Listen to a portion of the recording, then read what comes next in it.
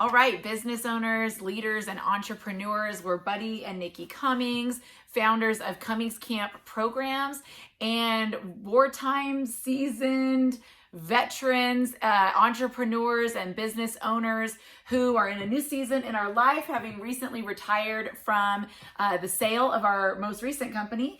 And now you're our mission. You're our new fight.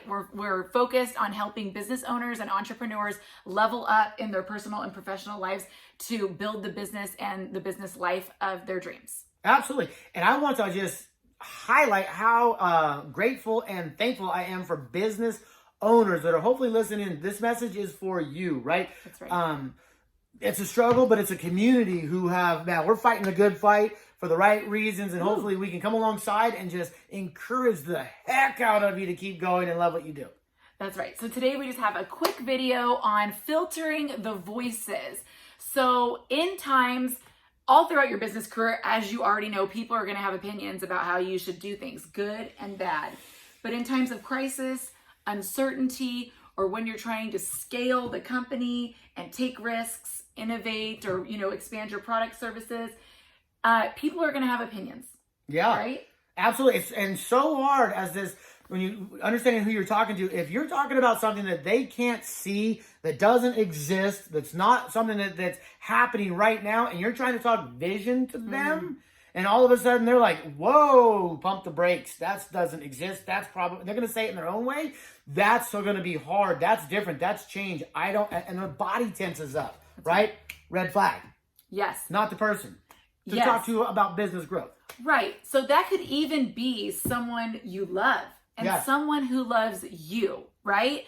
That could be your mom, your grandfather, your best friend, your partner, literally, who says, I don't think you should do this, or I think that's a bad idea. You should play it safe.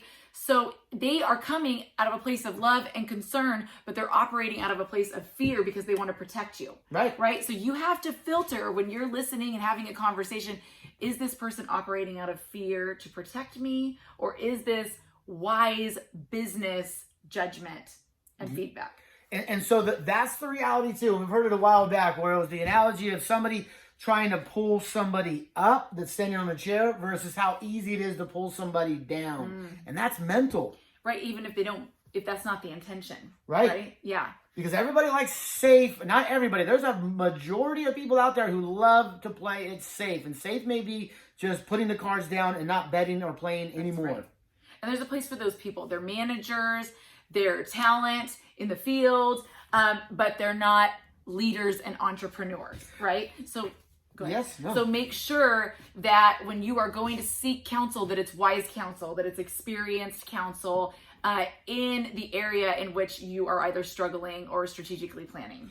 And a good rule of thumb for me that I've learned over the years, when you're trying to talk to somebody about growth and about change and about surviving, right, you always have to look at where they're at in their life, right? Because it plays so much into where their answers and the words and their mindset's going to come out of their mouth, right? If they are more successful than you and they are winning in their life and they have seen what calculated risk can do and where they can end up with them, they're going to tell you that it's not crazy. You can do it, right? Be calculated. Ask the right questions. Do your homework and put in the work, but they're going to encourage you to get out of your comfort zone and take the risk that you need to get to where your business and yourself where you need to go.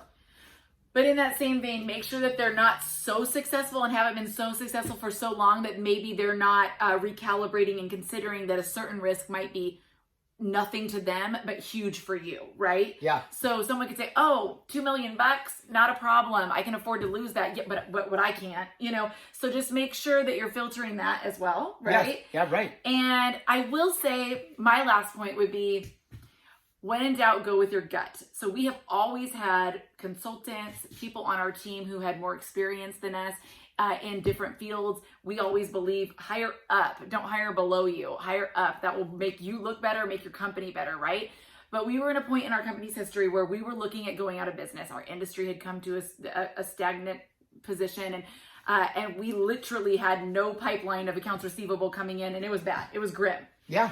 And Buddy met with the CFO, and he was a CFO consultant and had worked in our industry for decades. Very, very wise man. And he looked at our balance sheet and our P&L and said, good luck, buddy. You know, close up your doors. Good luck up the street. Take the money that's left and save yourself. Try to reinvent yourself down the road. Like, you know, this industry is done and I don't think you should invest what you have. And so my point is, when in doubt, go with your gut. Buddy went with his gut. He said, thank you. He processed that. He thought about it. We talked about it. But ultimately, he had to go with his gut. And we got through that year, which was the worst year that we'd ever had, followed by the next year that up into that point was the best year that we ever had. We became the #1 on the podium at the Olympics of our industry for what we did. We left our company with over 500 employees, men and women across the country, with a 3-year strategy to get to 1,000 people in the field, and they'll get there. So go with your gut at the end of the day, right? Yes, right. And so, but again, I don't want to steer you off a cliff if you're going fast and the bottom is certain. Don't go there. But in that particular situation where we were in that environment, it took me a couple days to digest because I really respected this guy. Yeah? Still do to this day. Still do to this day. And it was one of those things where it's like, okay, process. He doesn't see what I see. And that's where you have to dig deep into who you are. And to your point, understand where you're going, understand what you're doing, and don't be oblivious. You only look for the yes men, right? That's not this message. That's dangerous. Yeah, don't just look for people who are going to tell you what you want to hear. Right. Good point. Yeah. So, but it's just a conscious awareness that what goes in, it's hard to get out. You can see us talking about that one conversation, probably, what was it, 10 years or 5 years ago? Yeah, 6 years ago. About 5 years ago. Still to this day relevant. So it's very critical. Surround yourself with people that care. Surround yourself with people that have been there, done that to the best of your ability, and weed out. Be friends. If you still appreciate something in your life, just stay out of the business advice from everybody that's not probably going to get to where you need to go. That's right. Take care. Get it.